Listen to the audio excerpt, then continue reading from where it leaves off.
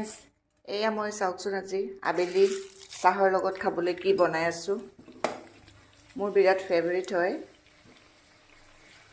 জিৰা ভাজি। খাবলৈ বিৰাট ভাল লাগে।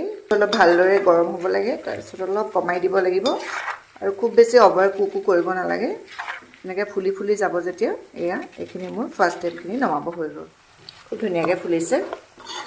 খুব ফটাফট কৰিব লাগে আৰু অভাৰহিট কৰিব নালাগে, বেছি ভাজিলে টান হৈ যায়।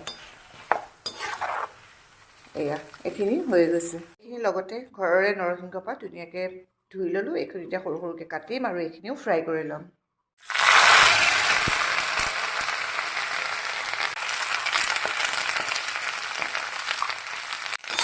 এইখিনি তেলতে অলপ মিডিয়াম ফ্লেম কৰি পেলাই এইখিনি অকণ মচমচীয়া হোৱাকৈ ভাজি ল'ব লাগিব। খালি চাব যাতে ক'লা হৈ নাযায়।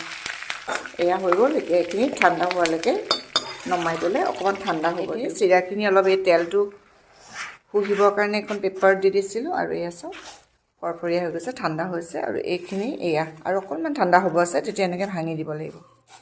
এইখিনি নৰসিংহ পাতখিনি দি দিলোঁ। এতিয়া ইয়াতে আমি দিম বাদাম দিম, আৰু ইয়াতে যদি আজি মোৰ নাই অলপ ভজা বুটটো সেইটোও দি দিব পাৰি, তেতিয়াও খাই বহুত ভাল লাগে।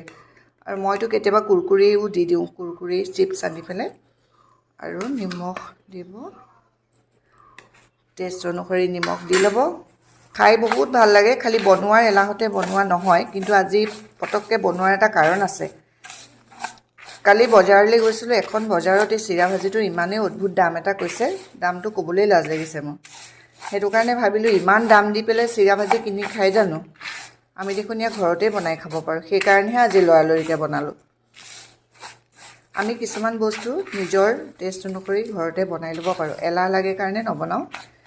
কিন্তু কালি ইমান অদ্ভুত দাম এটা ক'লে চিৰা ভাজি পেকেটটোত, সেইকাৰণে আজি হঠাতে ঘৰতে বনাই ল'লোঁ। তাৰোপৰি সেই পেকেটটোত দেখিছিলোঁ নৰসিংহৰ পাত আৰু বাদামৰ পৰিমাণ একেবাৰেই কম আছিলে, চিৰাই বেছি আছিলে। আপোনালোকৰ ভাল লাগেনে বাৰু এইটো খাবলৈ? কি ধুনীয়া হৈছে। সকলোৱে বনাই, মই বনোৱাটোহে দেখাইছোঁ। চাওক, আজি আমাৰ আবেলি চাহ খাবৰ কাৰণে মুখৰোচক ৰেডি হৈ গ'ল।